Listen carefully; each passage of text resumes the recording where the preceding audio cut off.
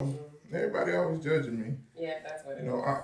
It is, man. I asked for some help the other day. You need a lot of help. You know what? Yeah, you had to know that was coming. Oh, boy. Oh, God.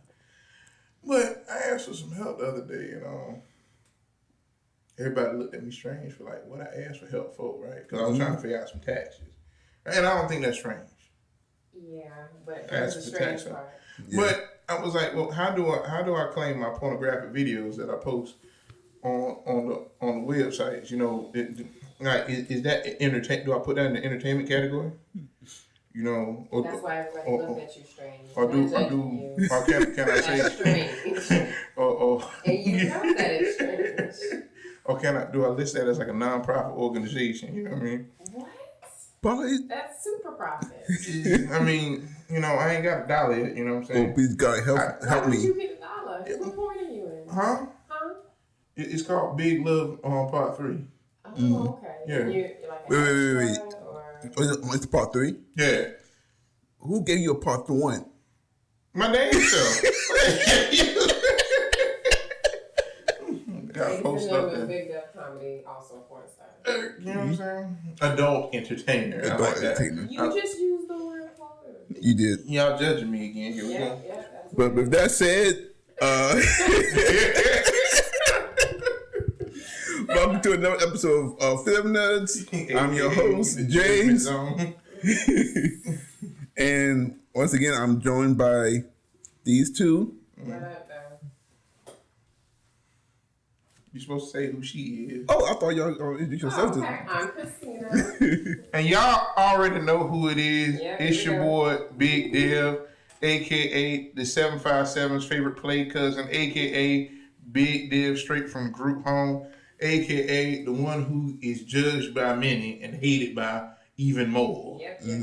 Oh, and just for the record, I don't really plug what I do, but I'm a model and makeup artist, so follow me on my social media. Yeah, and I'm a comedian and porn star.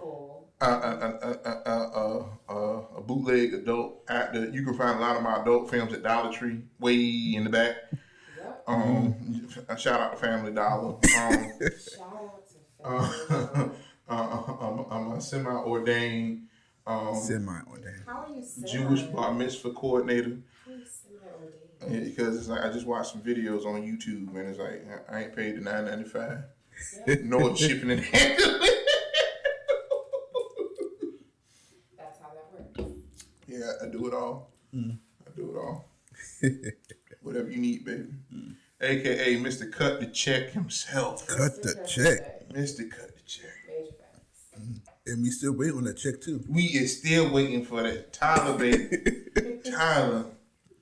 Come on. I know you got that 600 meal. I ain't even asked for a whole meal. Come on, 100,000. Come on, 100,000. And you took the word. I'll take a couple 10. You know what I mean? It's like, nothing too big. I take some gift cards to Feather and Fin. Whatever you can. Gift cards to Feather and Fin. McDonald's or something. You know, you dig what I'm saying? It's, you know, man. Such a time as this, yo. You know, Deadpool, you can cut a check too because we did one on. You do know Deadpool. You know who the hell I'm talking to. Ryan. Do we? But anyways, before we get into today's topic, since we doing a horror movie today, real quick, like, what is your favorite horror movies? Okay, so I'm a big fan of the zombie genre, and my favorite is like a two-way tie between Dawn of the Dead with Mekhi Phifer in it, and 28 Days Later. I like a good zombie film that has a good enough explanation without like an overly detailed explanation, that people die and reanimate in the same mentioned time, and that realistic situations are brought upon because survival is not cookie cutter and the hero doesn't always win or live for that matter. And I love good graphics. They actually in 28 days later, but Day of the Dead, they actually use like amputees for some of their zombie effects just to give them more like that part is literally missing because it is. I love that about that. Go ahead. I guess my favorite horror film would be one that I haven't seen, and that would be Magic Mike. Now, something sounds very terrifying about that movie. You know, it's just because you just got a lot of white boys Only you. gyrating in front of a camera, and you know, for the sake of stripping and trying to make a couple dollars. How about a real horror movie? Hold on, you what's horror to you? What scares you and scared me could be two totally different things. You know, y'all asked me what my favorite horror movie was, and I haven't seen it because I was that scared. I was that scared. So as a porn star, you're an adult film. My bad. As an adult actor, right? Your favorite horror movie Only on Thursdays, but what about Fridays? I'm sanctified on Friday. Even with that, Yeah. I was hoping that you said it. No, let me see. Because horror really doesn't get me too much, but I'll say one of my favorites.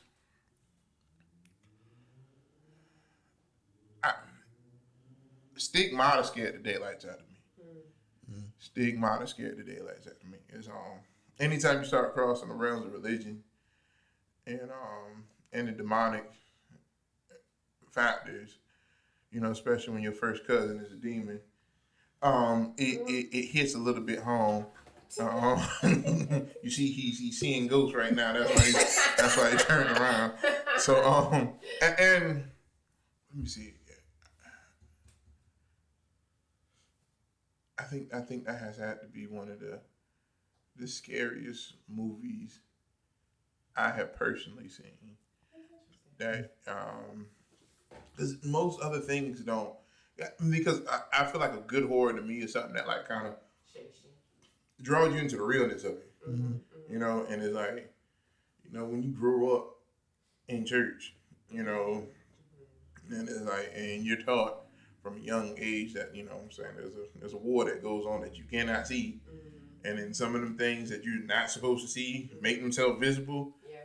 That can Amityville Horror got me too. I don't think I've actually seen Amityville Horror. I've heard good things about it. It's a retro classic. And then they remade it with Deadpool in it actually. Yeah, so that was another one that I got my proverbial goats. Yeah, mine will be The Quiet Place. Really? Yeah, I thought it was pretty good. That was a good movie. So that's horror? Movie. Yeah. Yeah. Oh. You know. What's the difference between horror and thriller? Thrillers don't necessarily have to have a scary element. Yeah. Like an action film can be a thriller versus like something, you know, killing you or an imminent fear kind of driven thing. If we go by that standard, what was the movie? I think it was called Don't Speak.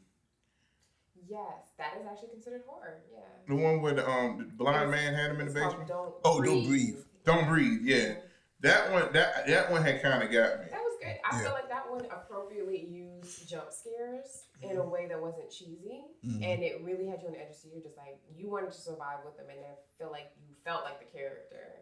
The scariest part to me was when Homegirl made that man get a mouth of his own semen. Yeah. That was a tough day. He created that scenario. Why are you storing your semen in hopes that you can? I understand all that, but that's scary. Well, that's scary, and it wasn't even like a couple driplets. It's like the whole turkey base. Yeah, turkey base the food. I was like, good God, boy. So no meaning to taste of your medicine. Boy, it was like looked like watered down mayonnaise, and you just. Yeah, it was very graphic. Yeah, the scene was, you know. It was. But today's podcast, we'll be talking about the movie It Comes at Night. It Comes at Night. The 2017 horror film directed by Trey Edward Schultz. He's a pretty new director. He only has 3 movies under his belt right now. I can tell. Trey Edward Schultz. Yes, Schultz. Oh, okay. Schultz. Okay. And only 2 movies, well, besides this movie that he has is a movie called Creature, came out in 2015, and Waves, which came out last year. He's a young guy.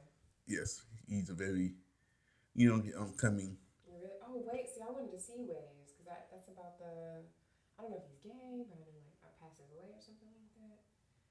But Creature, I just know you have a cousin.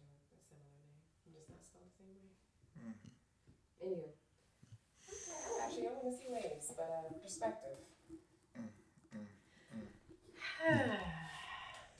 But yeah, but so the movie also stars Joe Egerton, Carmen. I'm not gonna try to pronounce his name. Christopher Abbott, Kelvin Harrison Jr., and Riley Keough.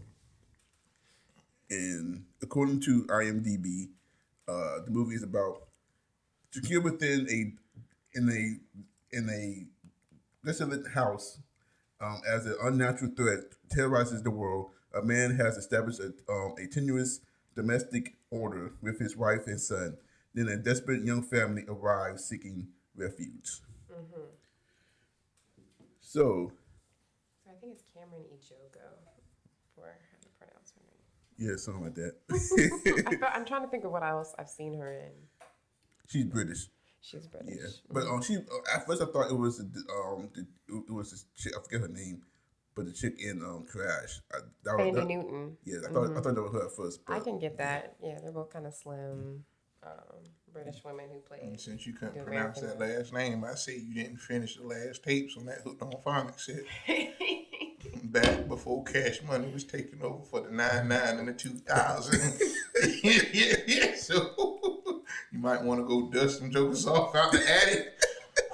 Yeah. And start from the beginning. A. Oh. Apple. B. Ball. So through. you know, everyone can have that like Taylor education. Fancy. So you ain't gonna talk about my late Taylor education. That's equivalent of obedience school, but you know. Obedience school. Yeah.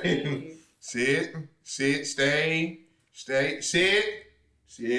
Devin? Don't you Devin? sit. Damn it. Call security, he running again. Security, the warden. That's how it was, boy.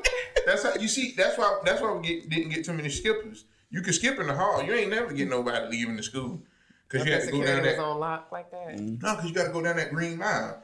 It's like 1.5 miles from the front door to the street. Oh, that's. You ain't gonna get nowhere before somebody see you. Oh my god. But pretty much the plot of the movie is this family is hunkered down in the home, Right. and our movie starts off with the father, grandfather, father-in-law. He has this disease, and they put him down and burning the body. Right. And a little later on, actually, throughout the whole movie, the son Travis has nightmares, pretty much about this fear of pretty much of this virus that's spreading throughout the world. And the movie doesn't really give any clue to details what it is, how it spreads. Super vague. But yeah, it's a very vague disease. And one night they hear rumblings downstairs, and this guy named Will breaks in, who he pretty much there looking for supplies, so he says. Yeah. So the father, Paul, he's tying him down outside to a tree, leaving him there for a whole day, because apparently, like, it takes a whole day for a disease to manifest. Right. So Will manages to convince Paul to let him and his family. Well, at first it was like a little trade, trade me some water, or trade you some chickens, whatnot. But I think her name is Sarah. Convinces Will to, let's just write him in. We can just pool our resources together. So the family ends up moving in, and for a while they coexist for a while until one day, the dog Stanley senses something in the woods and goes crazy, and he ends up running off. And later that night, Travis, while he's out walking around being creepy as he was the whole time movie, finds the other family's little son, Andrew, asleep in his grandfather's old room. So he takes it back to the room, and he hears more noises downstairs.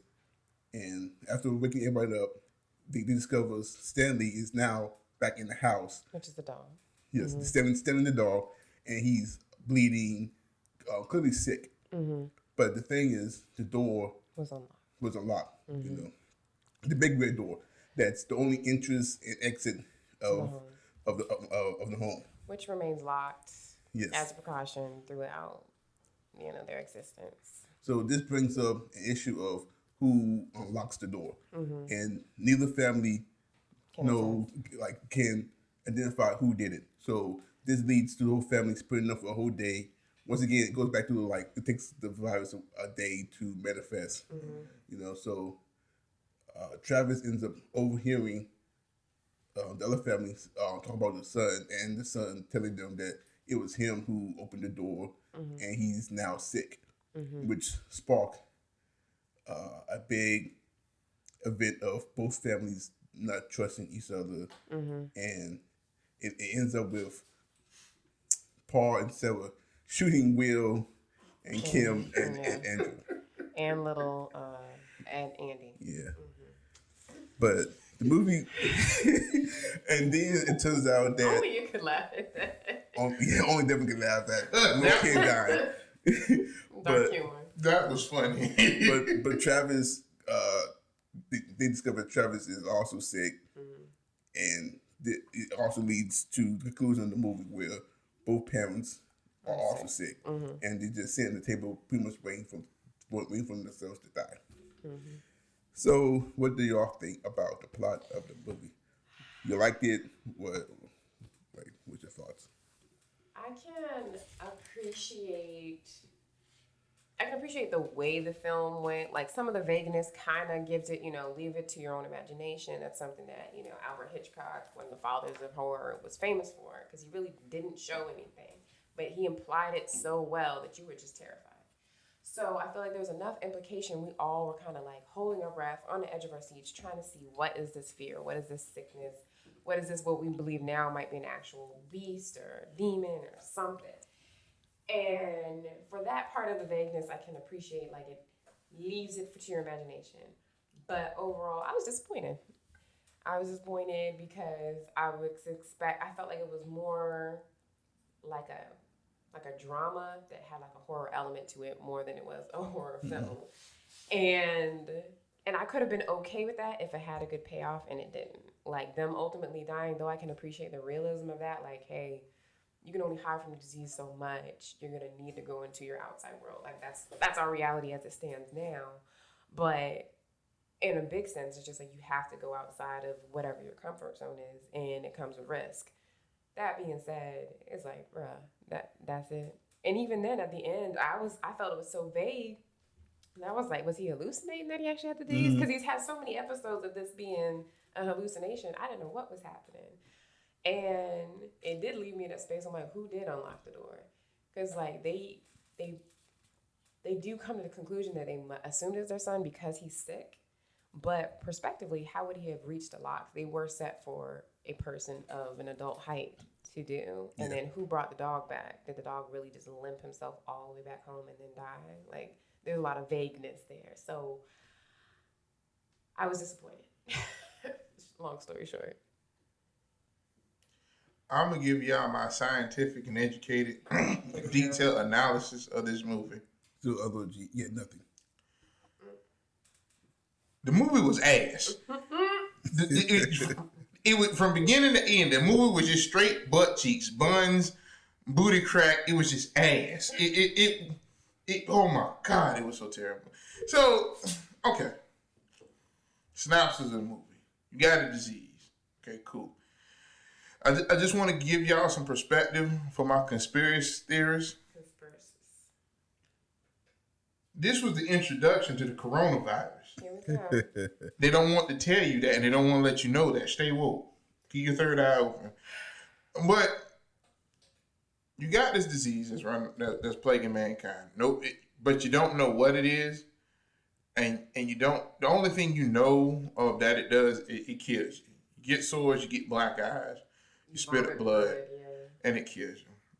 The most exciting and most thrilling part, I guess, the most exciting part of the movie is when they killed the grandfather from Jump Street, execution style, muffled with the pillow. They did do it nice. They did my man dirty. You know what I mean? They did the pawpaw. They could have did it a little bit better than that, but you know, it had a little bit of emotion to it because you hear him gasp for air for a little bit before he pulled the trigger. You know what I mean? And I felt a little bit of resentment in the acting towards the father character. Like he been waiting to do this a long time. I thought at the beginning of the movie that the dad or the husband was just like a survivor that got with the mom. Because he just seemed so detached. He had no from compassion at all. He definitely did. He gave him the stereotypical white boy conversation. All right, buddy. Yeah, he kept calling buddy. It's almost over, buddy. Very okay, detached. I'm sorry, buddy. And it's like it's like no dad, no father-in-law. You know what I'm saying? No tears. Nothing.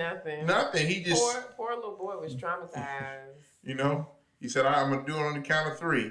1, pie, and that was it." It was problem solved. And they wheeled my man, strike a match, and you know what I'm saying, burn him to smithereens.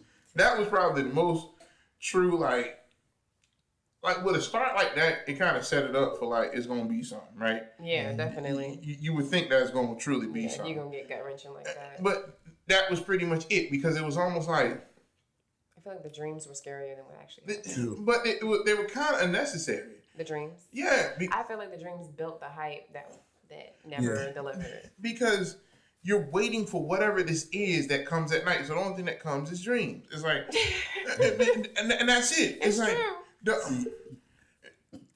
I understood what they was trying to do. You do.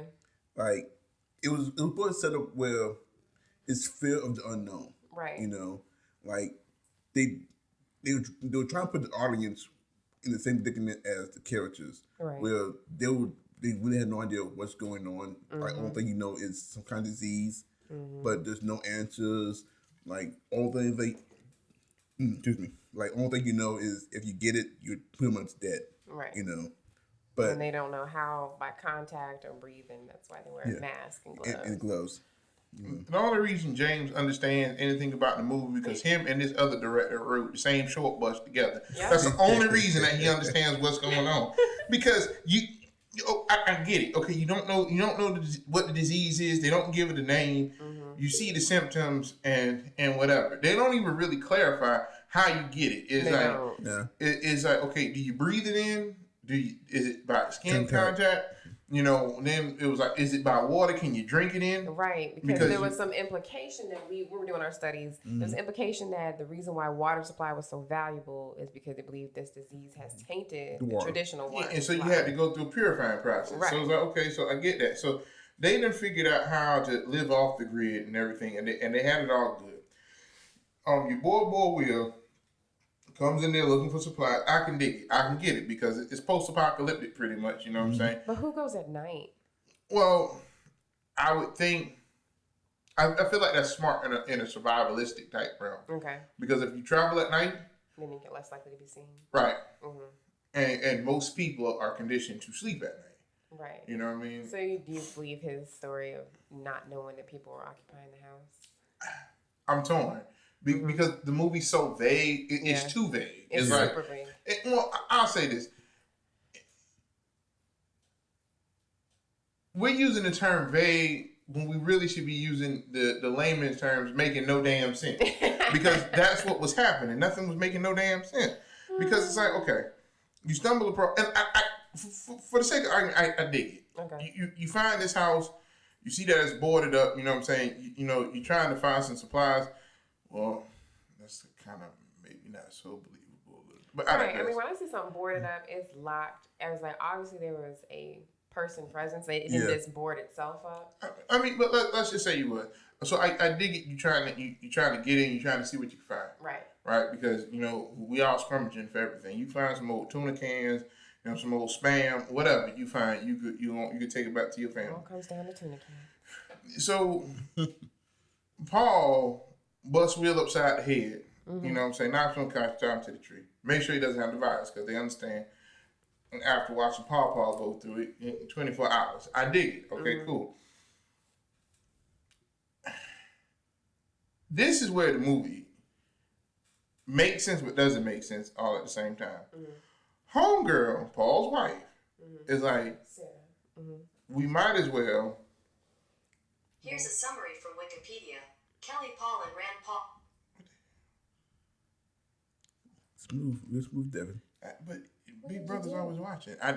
You didn't pull it up? I didn't pull nothing up. It just decided to do something. So Paul's wife, Sarah, right, was like, okay, if we let him go, he's just gonna bring people back.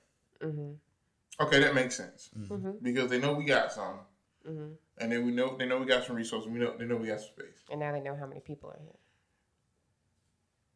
If you showed no regard to Paw Paw, which was your father-in-law, why did you show regard To these people. to Willie Boy? Because Willie Boy would have just been gone. I'd have been like, hey, bro.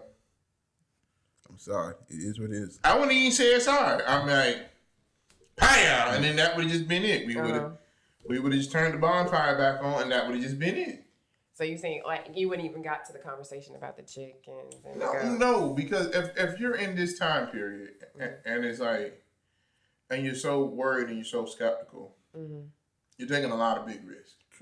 And being since he did make a statement with us, we saying like a man who has a family is a lot dangerous, you know. right? It is. So he's got something to protect. Because anytime you got something to lose, you're just gonna put some extra fight in you. Oh yeah. So there again, he was taking it was too many risks. But I dig it. Okay, we gotta give the movie some kind of content. Everybody's kumbaya and everybody gets back. So then you feel like the movie is about to take drastic change. Because Sparky the dog, what's the dog's Stanley? Stanley the dog goes ballistic. So you think you're going to see something, right? Yeah, I was definitely expecting. So now the little black boy is starting to show the white side of him because he takes off into the woods running after the dog. This is only companion. I don't care. Because in a situation like this, He was half white. that's why I said the white side kicked in. Because Sparky would have been gone. And I'm like, man, he'll find his way back. That's what his actual white side said. But you see, but that's the thing though. It's like he chose when he wanted to be a thug, and when he did, it's like I don't like that about his character. But I digress. So we watched the movie with subtitles, so you see that the movie says it was some crunching going on. Yeah. So something was chewing on Sparky's hindquarters. So it was like, okay. So you think you're gonna see something? No. Yeah. We get back to the house. The white side continues to kick in the boy. So now he's going ballistic over his dog being gone and everything.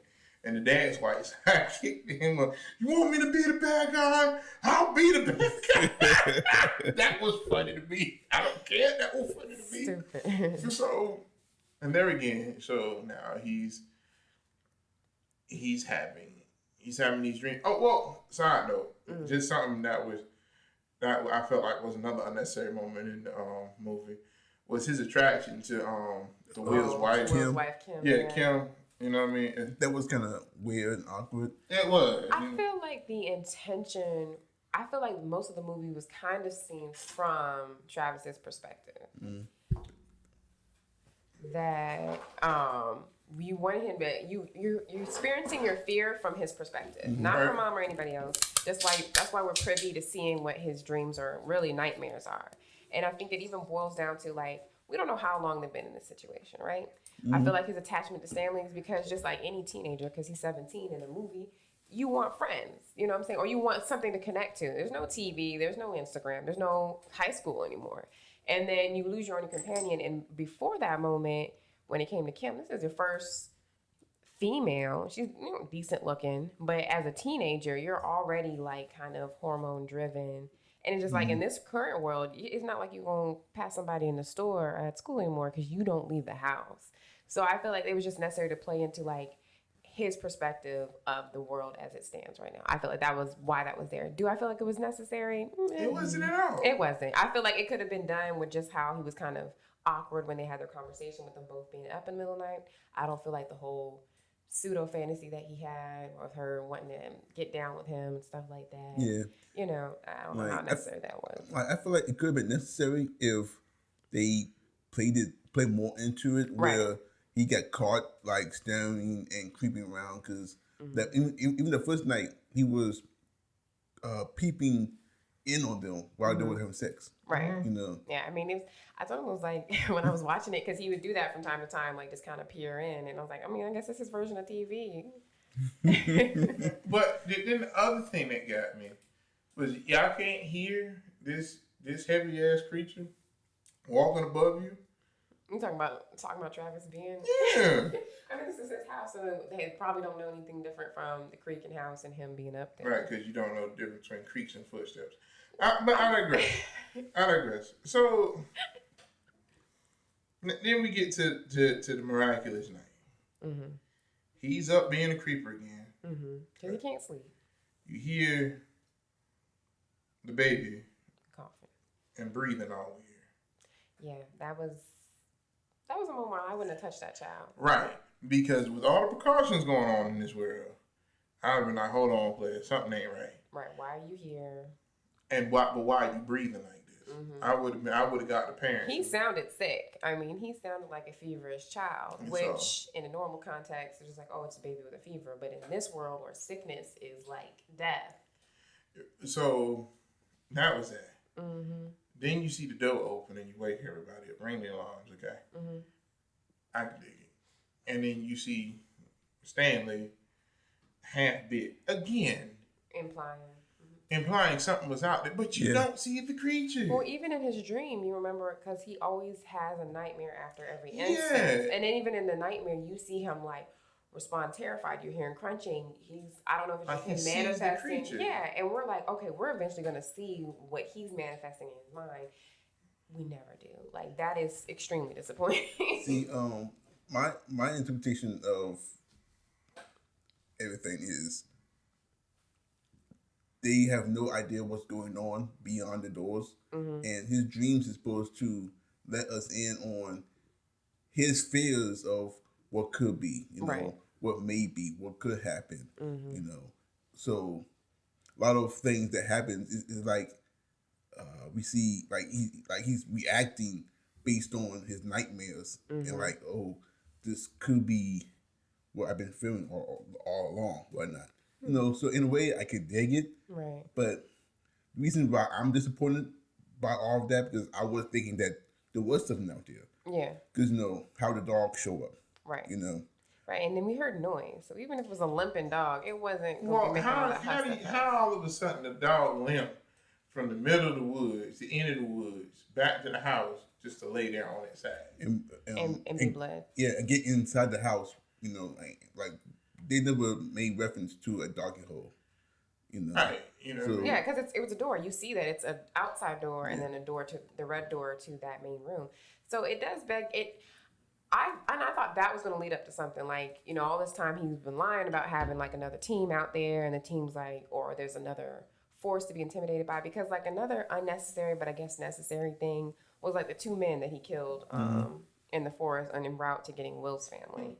Because I feel like that implied that there's other people out there, and I do believe that if it wasn't this creature that we've all were anticipating, there was people. And I would have sent the message like, you know, in your damn dog too, like the Wicked Witch, because it's like he pursued something. We forget that things aren't being implied not simply because we want the creature to be there, but like the movie implies that there's something there. What was he barking at that he had to pursue? Yeah. What damaged him to bring him back home? What was making all that noise? How did he get into the door? Like, so much of this was like, was it a demon? Was it a person? What was it?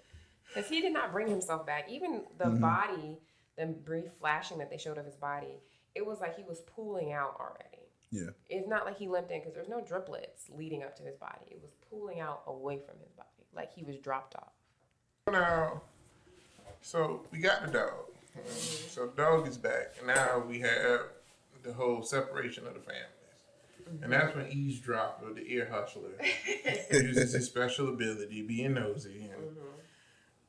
And hey, mom and dad, the baby's sick, and he let the people in, and you might want to go check this out, right?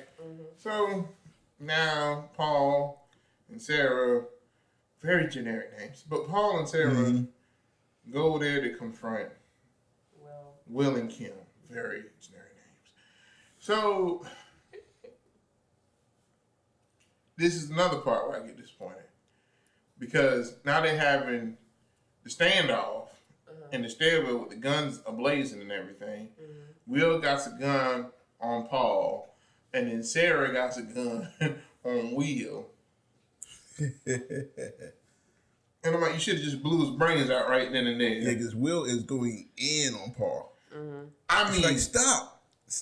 I mean, it's dusting him off, and I'm all like, so that also shows the dysfunction between between Paul and Sarah. Yeah, I feel like the movie implied that as well. It did, because when he tried to get his boogie on and they were trying to get their groove on, you know. Very generic. Very generic, but she was looking at him like, why are you touching me? If you don't get your... Yeah, I like that particular moment of parallel, like, okay, their nighttime versus their nighttime. It's like, even though, like, she, in Kim and Will's case, she, like, talks about how he stinks, but they're all bundled up, and once they take their bath and they, you know, get down, and that's entertainment for Travis for the night. Then you fast forward to Will and Sarah, and it's just like, Sarah's got her book, and I'm like, it's the it's this apocalyptic time, and you reading a book. I was like, I feel like this would be the best time to get down. I was like, fuck it, you know? And he goes to snuggle on her, and she's just like, this is weird. Like, she doesn't say it, but that's like what her body language says, and it just shows a level of dysfunction. They should have been building up, you know, a partnership, because honestly, that's would have been a better key to their survival. For them to peep what's going on with their family. It's like, what's going on with our son? How do neither one of y'all know that he's having nightmares to the point where he's not going to sleep? Yeah.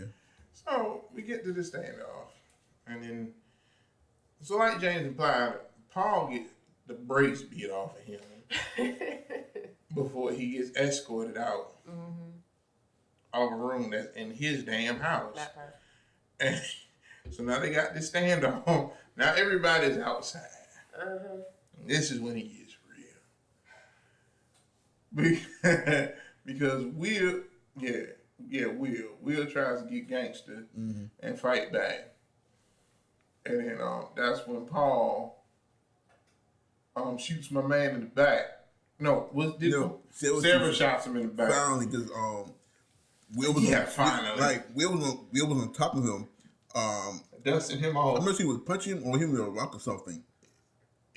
No, I think he was bashing him down. Yeah, he was bashing him down. Because I feel like Will more than Paul. Like, Paul was very sticking to his rules.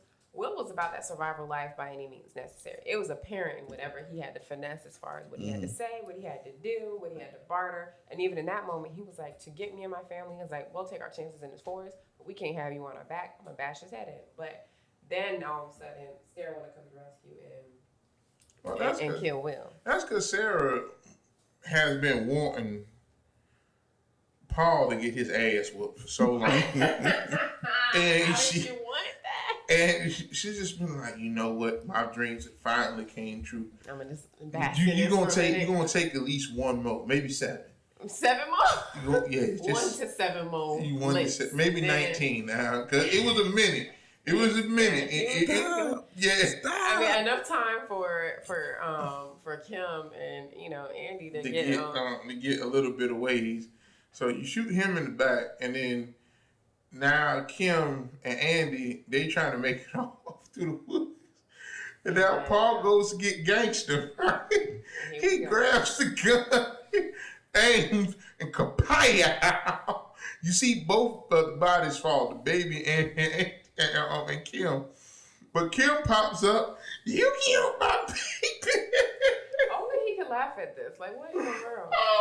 But so yeah, what he's trying to say through all his little giggles is that Paul got bucked and shot at Kim, and she's holding Andrew because this is the conflict. We never see if Andrew's actually sick. It's all implied. But she's keeping him in tow. She's up the hill a ways. Paul takes the shot with the intent to kill Kim.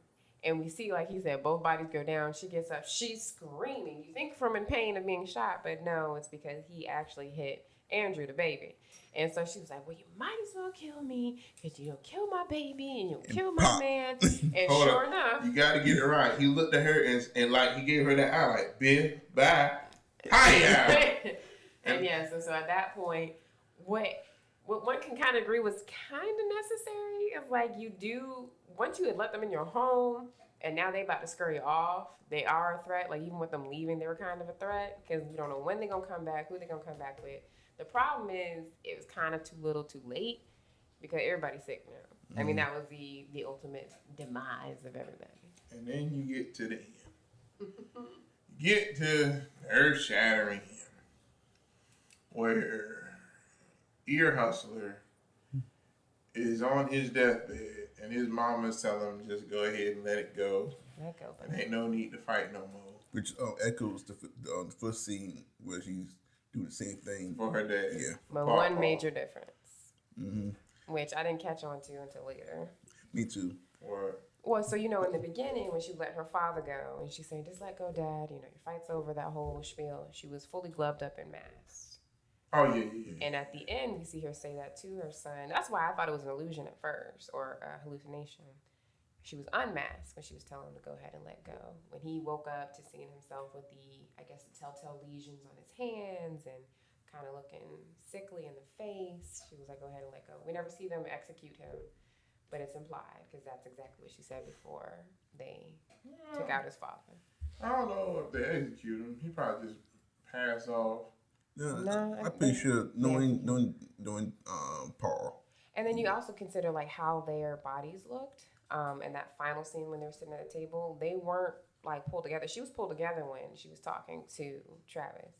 And then at that end where they're just kind of staring at each other waiting for death, I mean, they're both covered in blood and dirt as well.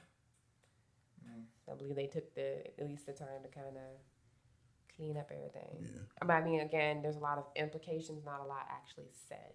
I almost could probably fill up like maybe 20 minutes with all the dialect that actually happened in that film. That was almost 2 hours. For no damn reason.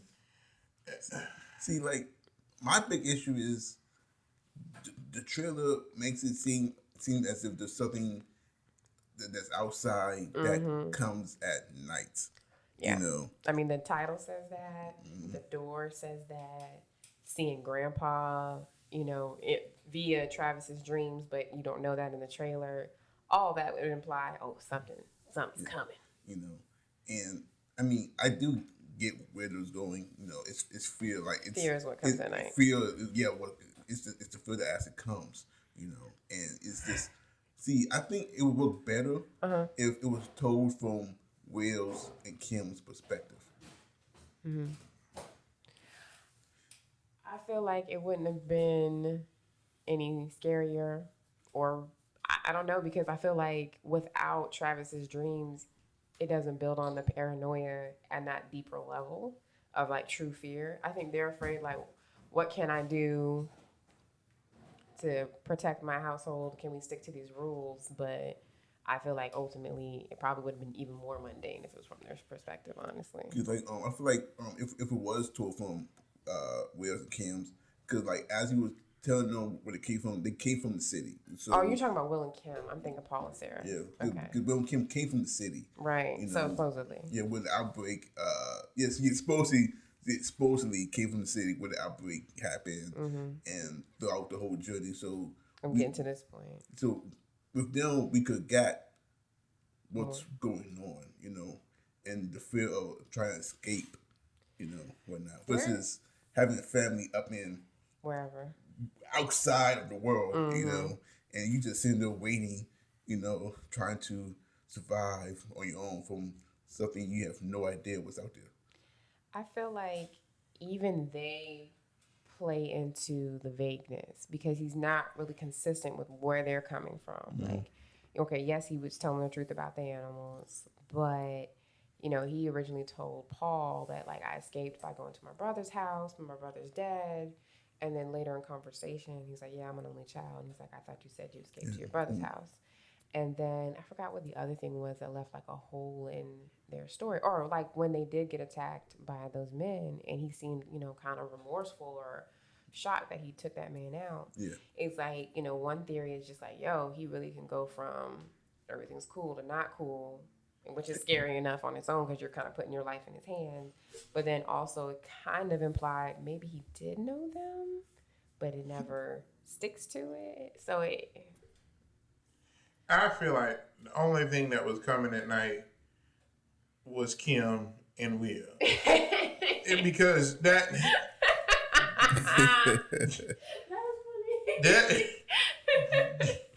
that was the only highlight of the nighttime, other than my man having these weird premonition and vision. Because I can't call them dreams because it seemed like he was dreaming about what's your it's like he had a dream about Will. He did have a dream about Will before he seen him. Yeah, that was interesting. So that's why I was thinking that, like, okay, maybe it's some spooktified force that we don't see, you know, that's making all this happen. I thought he was sick from jump, actually. Like, until he explained the whole, it's a 24-hour process. Sick in the head? Well, that's what I'm saying. I thought he was sick. So, like, The Walking Dead, which is a TV show, if you never heard of it, they had this one character in the very first season. It was an older gentleman. When he got bit, he talked about how he could hear, what did he say? He could hear, like, the voices of, I think, other things. Or he can hear, like, the scratching, like, the desire to kind of, like, go for stuff. Like, he went through episodes of, like, hallucinations leading up to the disease finally taking over and he becoming like a walker. And so it kind of mirrored that to me. Like when he got sick, he would see flashes of like the flesh eating, and maybe he was actually just having a fear of what he had seen, but it doesn't really explain that. And I thought that's what was going on with him. It was like, oh, he's been sick since his grandfather died. And that's why he's just kind of having these feverish hallucinations of seeing other people sick and dead. Yeah, true, because, like, we never get to learn how Grandpa got sick. That's true. You know, and if he was sick, like... How did they get sick? Yeah. Yeah. You know. How long was he around them? Because if it takes 24 hours, then what part of the day led to him getting sick? And I mean, 24 hours is not a lot of time to progress to the point where you're vomiting blood and developing lesions. True. So I'm guessing it must be a fast-acting virus. You know. Or like a lot of viruses, like the cold, not to scare anybody with, you know, corona going about, but more than likely when you start showing symptoms, you were affected 3 to 5 days prior to. They tell you that all the time. It's like, if you, oh yeah, I was out this weekend, that's probably why I'm sneezing on Monday. It's like, no, it probably was like Thursday or Friday that you actually came across somebody who was ill and now you're just showing symptoms. I would believe, you know, from a medical standpoint, that that's more likely the case and that they've been sick. But at that point, I mean, they've been living like weeks or whatever, so it's less likely the case. Like, and one thing I saw was, I felt like kind of a little inconsistent, is whenever they would come outside, you know, they all are, you know, they had the gloves and the mask on. But there were times where they would take the mask off. Right. If you don't know how the disease spreads, why would you take your mask off? I think you're right. It means definitely inconsistent. And they probably feel like, oh, I'm in the safe zone. You know, there's nobody sick around me. So as long as I stay suited up or whatever, I'm good. But if there's nobody around me, then I should be good also, I guess. I don't know. This whole movie was a waste of a budget.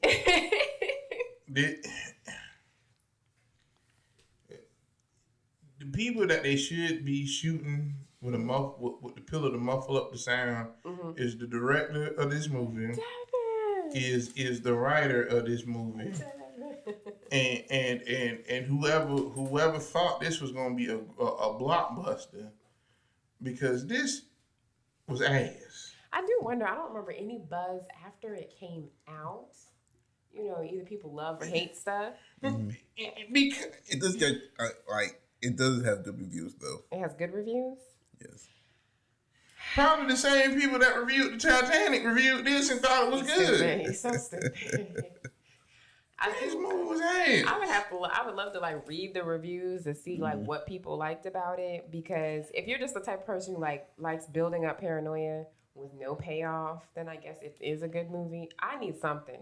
Even if it's just one final shot at the end, I would take that over nothing. The people that like this movie probably eat cheese sandwiches without the crust. Wow.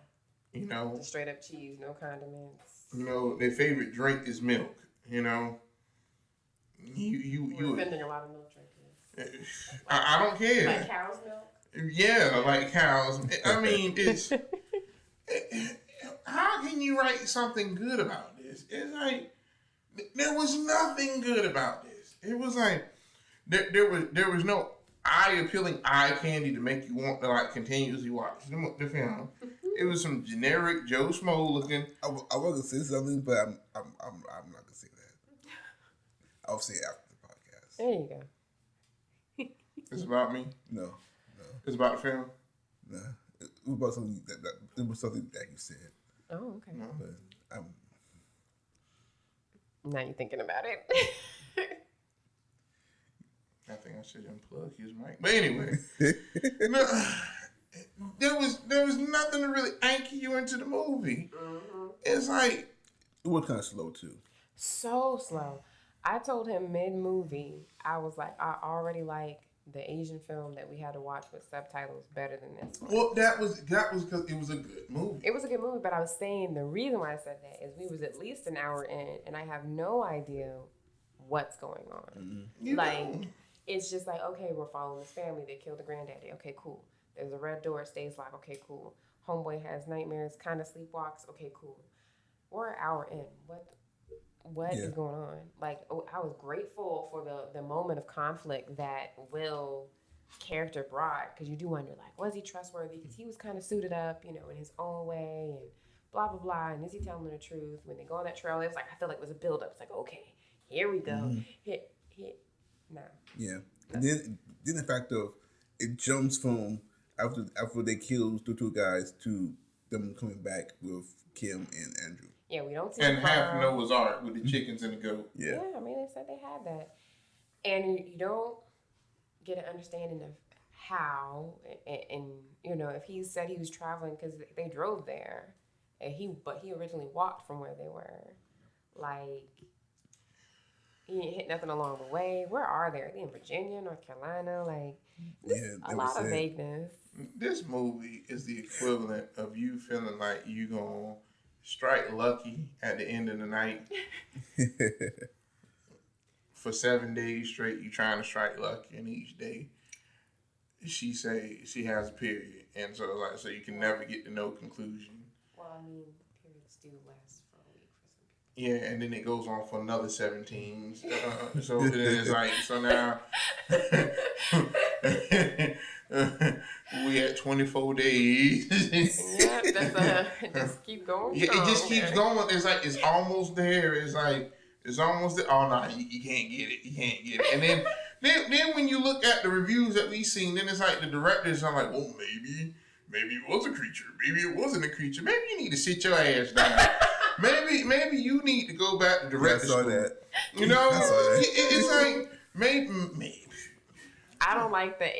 I love a good maybe if there's enough to kind of fuel it. Mm-hmm. It was more like maybe like, I don't think you finished it. Like something was missing and you knew it and you're just like, no, it's fine. Nobody will notice. Because you could throw anything into this movie and it could work. It really could have. It was that level of ambiguous. Because Mm-hmm. like, to me, it felt like they wanted to, he wanted to create a ambiguous, field-driven movie. Mm-hmm.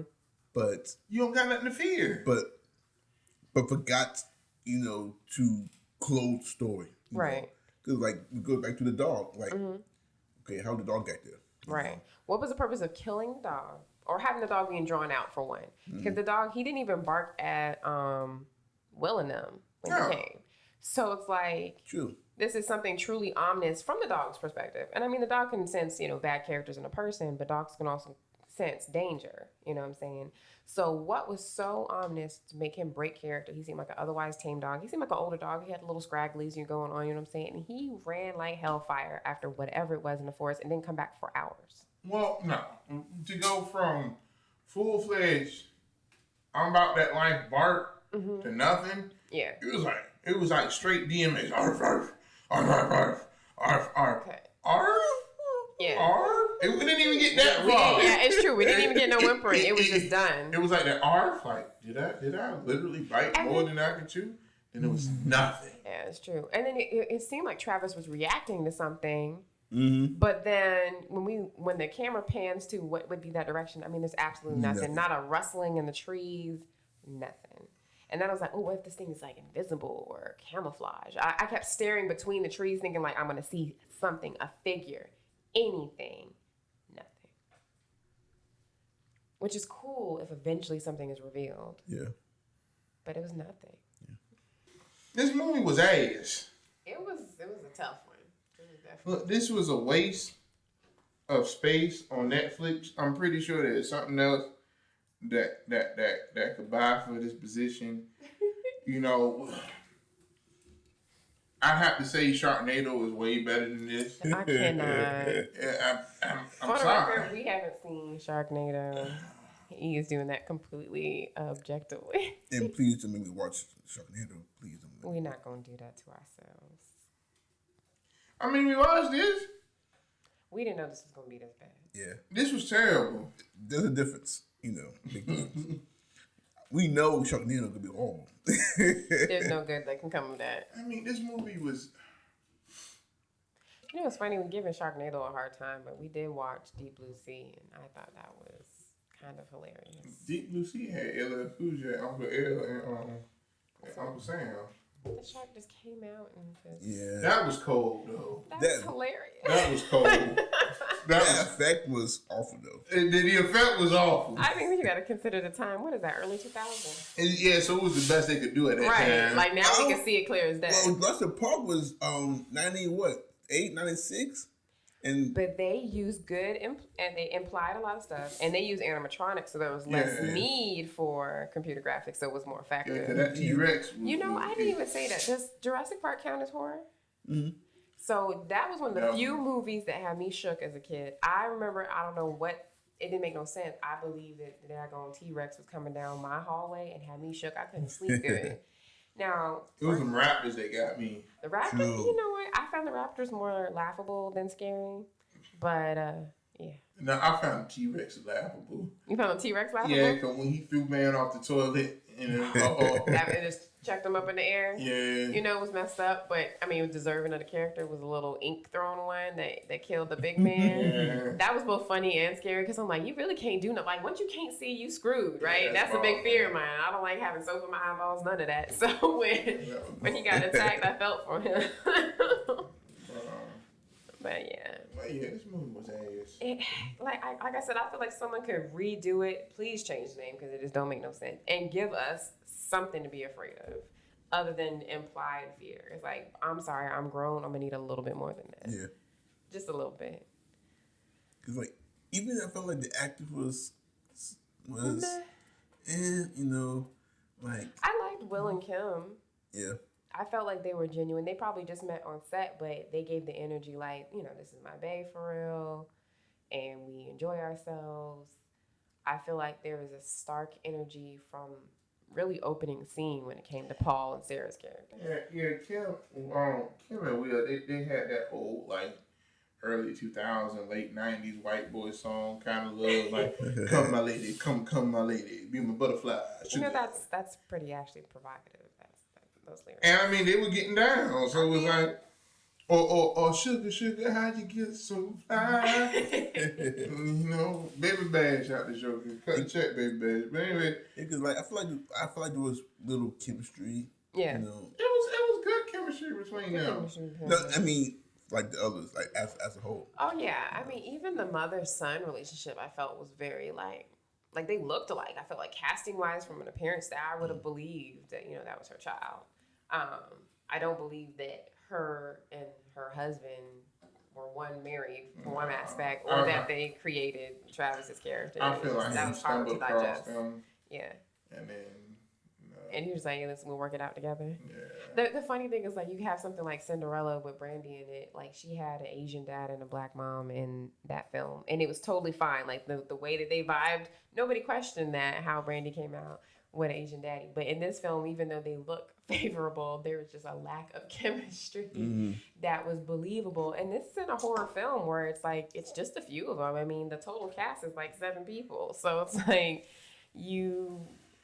got to be able to deliver that energy enough that's like, okay, this is a family under duress and not some people who are just kind of living in the house together. Yeah. But what will be, well, what's your final thoughts of the movie? I mean, I'm pretty sure we all know Devin's final thoughts. I'm gonna give my final thoughts. Go ahead, Christine. As he said, it was ass. I was just overall just disappointed, man. Like, I feel like it had potential. I feel like someone could cut some of those scenes and put it in something better. I feel like there's a whole lot of unnecessary drama that, like, I know you're gonna ask at the end, like, how much I would pay for it. Just know for a fact there's very few dramas that I would be like, hey, babe, let's go to the movies and spend some money on. I want to be thrilled or scared. And I feel like it didn't deliver on any of that. My final thoughts on this movie. The three of us sitting at this table right here could have made something way better with a third of the budget. That's how I feel about this movie. I feel like this movie is ass. It's just, and not even, I feel like it's unwiped ass. It's just, White it's just that It's tough. bad. It's just ass. Is it fresh or like, you know? No, this is stale. Stale. This is stale. Like, you know, Even if they just, This- if this it's is- not white, this- it's no longer fresh. this That's is- not a good question. this is like Oh my the God. dookie done crushed it up. So now you gotta get a crowbar to spread the cheeks apart. You know what I'm saying? Crowbar. Yeah. Can you imagine? This is that you know you can't find enough wet ones of toilet paper. You gotta take a shower after this one. Wow. You know, so you gotta hop straight in the bathtub and go ahead and rinse this one off. This is ass. This is pure tea. You know what I'm saying? Grade F, like fundamentally unwashed ass. Fundamentally unwashed. This is terrible. Yeah, like I feel like if this movie was advertised a little differently, I may have different opinions about the movie. Like it was some elements of it that I understood and I liked, but being since like it sold itself as there's something out there to be afraid of. Yeah. Like it's like my whole like I was expecting something to come, you know, and being since I went in thinking that like You know, and honestly, James, to your agreement and defense at the same time is like, even if you didn't, because like I couldn't remember the trailer. I was attempted to watch the trailer before we watched the film, but we didn't. We went straight in. You know, Dev is my witness. And I feel like the movie itself, even if you hadn't seen the trailer, kind of creates this thing like you're expecting something. True. To start off with his body, and then to kind of the flash to Travis's, you know, nightmare of seeing his grandfather like rise up and throw up the blood dramatically. Is like, oh, you know, maybe he comes back out the grave. You know, I feel like it's all implied. So even if you hadn't seen the trailer, you'd still be disappointed. Yeah, it should have been advertised as a horror movie with no horror, a thriller movie with no thrill. It comes at night. because like I feel like they was trying to paint the whole it's fear to be afraid of. Fear is fear, but they executed it wrong, you know. But that's the thing about fear. Even unknown fear has a manifestation of some sort. It's like nobody is afraid of something that doesn't have a manifested form. It's like if I used to be scared to cross the street, right, without looking both ways. Reason being is because people been ran over. Have I ever seen anybody ran over? No. But you know it's a possibility. But I know it's a possibility. Right. So, you're afraid of something being in your closet at night or under the bed because you don't understand nighttime to a degree when you're young, and things manifest because at night you see things and it's a known thing. You know what I mean? And things manifest. And at nighttime, that's the time when you sleep. And when you sleep, your mind gets away from you and manifestations can come in your dreams. So I got the vision part. The thing is though, usually with films that have dreams, the dreams manifest themselves in some facet or form There's a connection. Mm-hmm. There's a connection. And so to be serious about this, I know I keep saying that it's ass, but it's because it is. But it's like it's because the thing is, you have to have something to attach the fear to. Right. You have to have some, just like if it was a comedy, you have to have something to attach a laugh to. Mm-hmm. You know what I'm saying? It's like it's I write jokes. Is you have a setup, then you have a punchline. Right. You have to have enough setup, And execution. and then you have to have an execution to deliver the punch. Right. They had setups, but they had multiple setups, Yeah. and they didn't deliver a punch on any end. It's like even the fear of the unknown is like that's the setup. Mm-hmm. It's like you fear the unknown. So then usually a film that has the unknown as the factor gets to a point where you know what is unknown. Yeah. So you either know a source or you know what's giving it, or it's like there is something. And this film right here gives you a whole lot of nothing. I mean, not just a piece, not a quarter.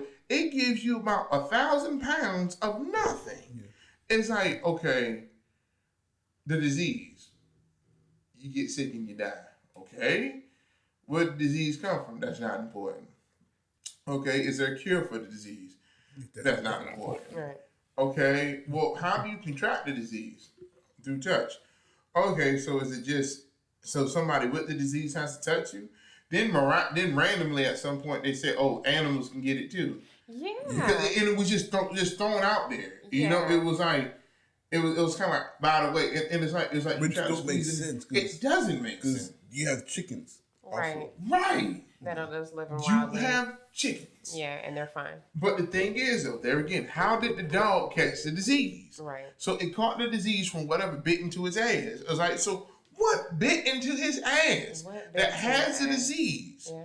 that can have the disease but live long enough to have enough strength to bite something? Right. You dig what I'm saying? Because after Yeah, because the disease is supposed to be fatal. Is that right? it's supposed to deteriorate. It's supposed to weaken you. Right. Right? Because Pawpaw didn't look good at all. He did not. Papa was on his last Pawpaw leg. was he was knocking on death That's door. why I was shocked when they said it's 24 hours. I'm like, he looked like he been sick for a minute. So this is why nothing makes sense. Yeah. So it's like, so you have so many factors, and they all lead to these doors where it's like, but you open the doors and there is nothing there. That's why I say that this film is trash and ass, because it's like it takes you on a journey that goes around in a circle and then nowhere. Sure. So That's creepy.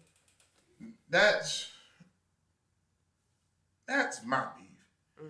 It's like all the potential in the world, because you could have threw out anything. You Really, coulda had- I mean, we were just so chomping at You the could have had an bit. alien. It really could have been. You could have had a demon. You could have had a butt naked orangutan with antlers. You could have well-oiled midgets with the coronavirus. I got a question. What? When is a orangutan dressed? Good question. I'm gonna leave that answer vague like this movie did, and you figure it out.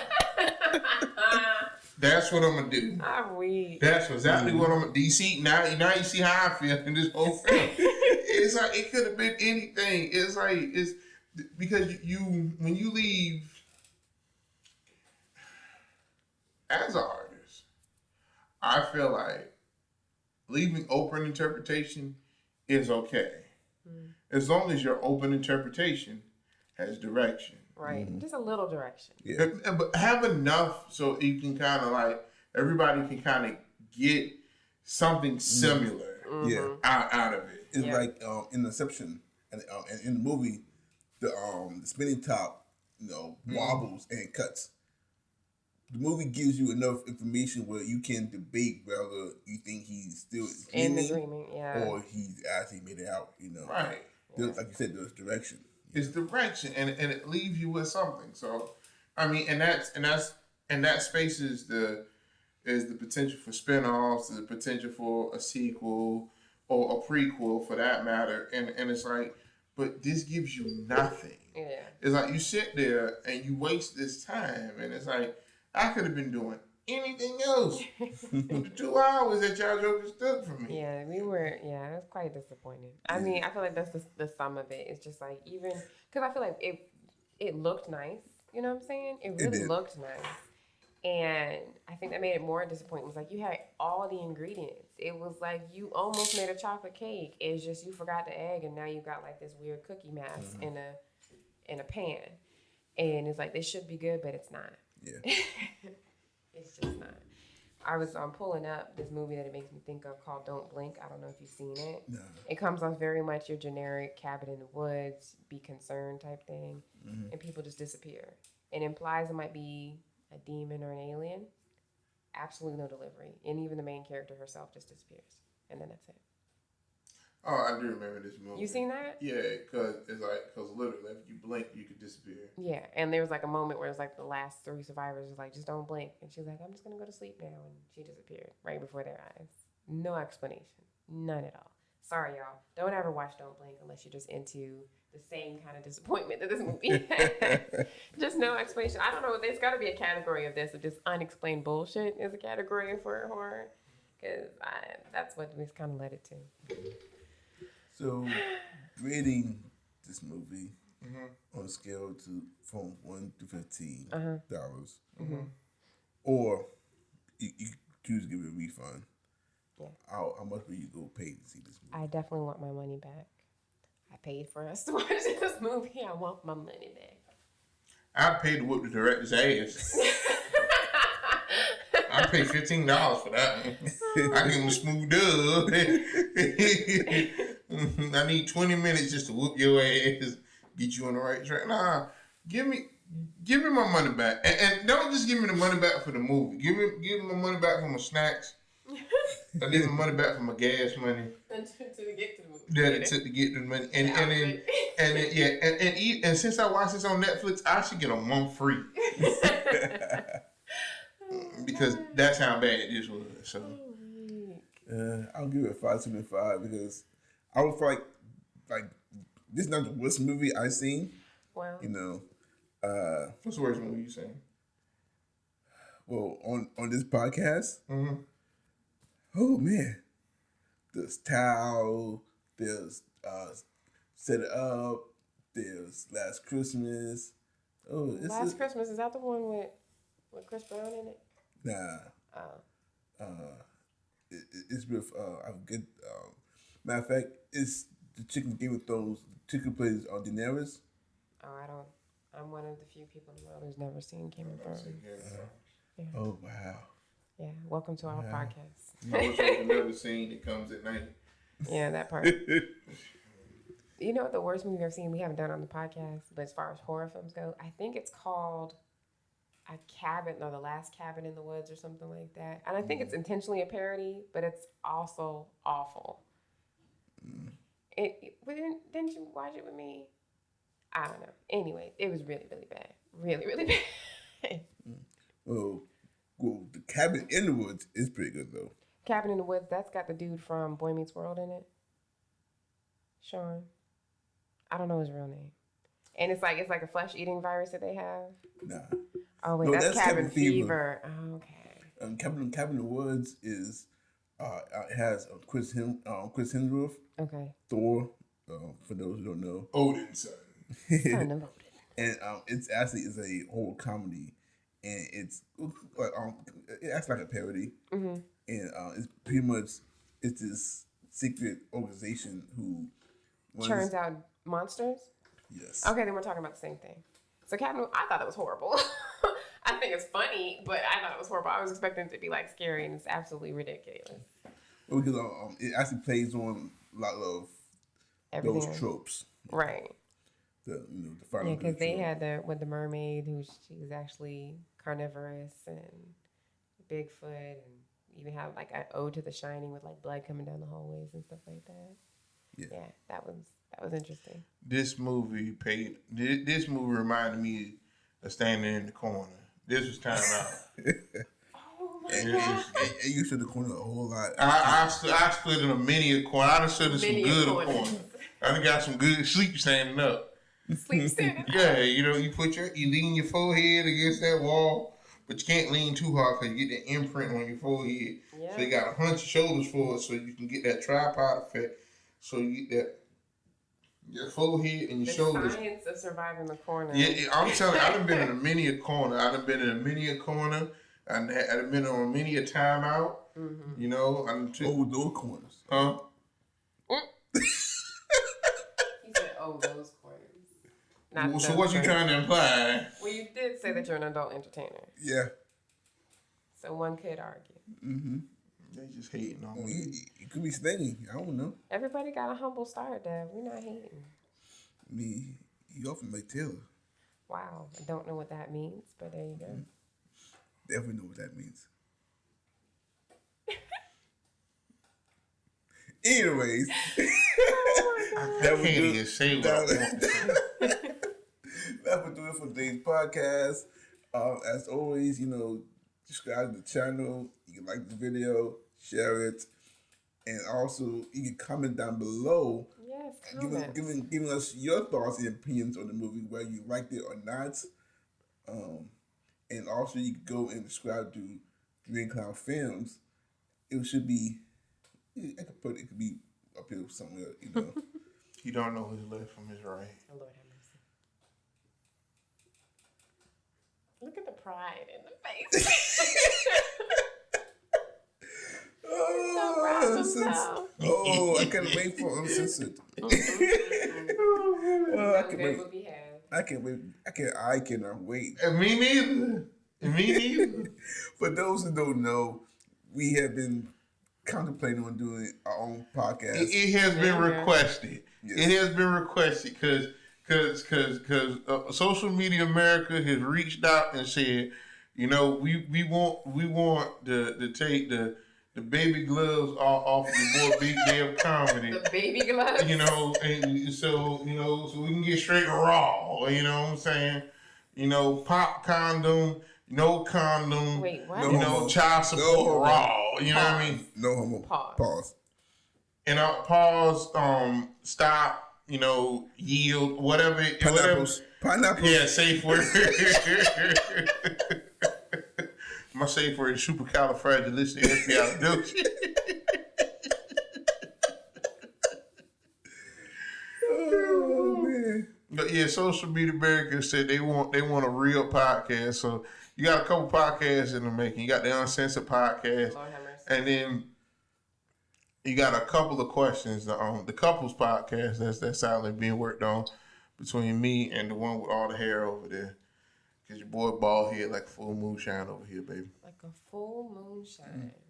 I'm talking about you. Oh. Look right. You might want to take this clip and put it at the beginning, the one, cause I'm up there shaving my head in the shower, right? And so I'm having a moment of realization. It's like you know you bald when you start appreciating that you can start feeling like the follicles falling off, so you got less head to shave. You know what I'm saying? It's like you're like, damn, I ain't okay, we getting there because it's almost all gone. You know what I'm saying? So yeah, you know what I mean. It saves a little bit of time. You know, I haven't reached that point yet. Man, listen, it's at the beginning. You try to hold on, and at the end, you like, man, Let it go. yeah, you know. And so Yeah. you just be like, I don't want hair anymore. man, listen, I'm telling you, once your boy Big Dad get good, I'm gonna get a transplant, and I'm gonna get me a transplant of like some of that Brazilian yaki straight to the follicle.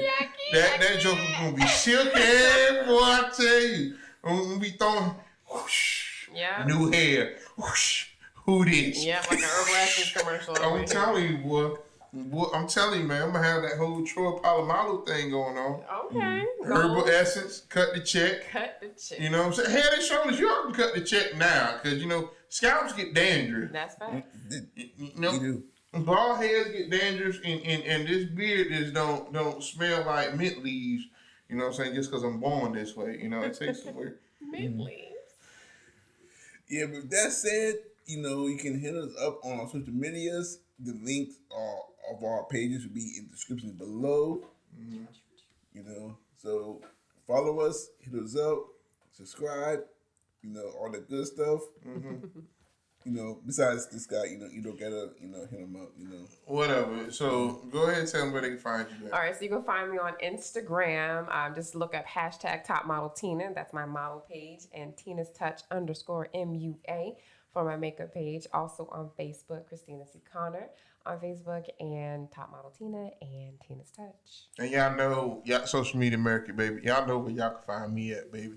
All you got, you shut the hell up. All y'all got to do is type in that big _ Dev on Instagram, and you gonna see this face right here. Not found. If you type in Big Dev Comedy on Facebook, you gonna see this face right here. If you type in Devin Roberts, you gonna find this face right here. If you type in America's Most Wanted, though, you're going to find this one right here. If you type in 188 Lock You Up, you're going to find this one right here. If you type in AmericaRemedial.com, you're going to find this one right here. Disrespect. He in remedial coloring right now. Keep it in Because the line. because he can't keep it within the line. And guess who the teacher is? Huh? Yeah. Well, hold on. I gotta take that joke back. I can't color worth a damn. My dad said Word for them. I can't color worth a damn. My daughter 8 and the baby could color better. Because I be jealous of her picture. I'm like, damn, how she get the shades like that? You know what I'm saying? All her lines be smooth and everything. And I thought it was the crowns I was buying because I used to get them rose crowns. Oh my god! You know, sorry, that's all wax. Yeah, the all wax with, you know what I'm saying? It's like they just took old fish grease, froze it, and just put a little bit of food coloring in it, and called it a crayon. So then I upgrade the Crayola. And then, I was like, okay, maybe I don't got enough colors, right? Maybe I don't got enough colors. Because I only get the 8-pack. Well, if I start off with the 4, because you get the 4-pack at Dollar Tree. Shout out, baby. Cut the check. And I used to start off with the 4-pack. And so then I was like, okay, maybe I need some more colors because I need a little bit of variety. So then I got the 8-pack. You know what I'm saying? Shout out to Walmart, baby. And then I was like, so... Y'all can cut the check too. And so then I was like, so my coloring still, so I was like, maybe I need to go ahead get the 32-pack. Shout out to Target, baby. So I went to Target and tried to get the 32-pack, and my coloring was still bad. So I was like, I'm going to go get the granddaddy of all grand. I'm going to go get that 64 HD high definition Crayola crown set with the sharpener in the back. You know what I'm saying? I got the one with the one in the back. And you got like 8 different shades of purple. You got purple, gray, Concord, and you got Periwinkle. You got Barney in that. So I'm joking. And my coloring still bad. Such is life. So I just gave it up. So the moral of the story is, you can color. Save your money. That's the moral of the story. Save your money.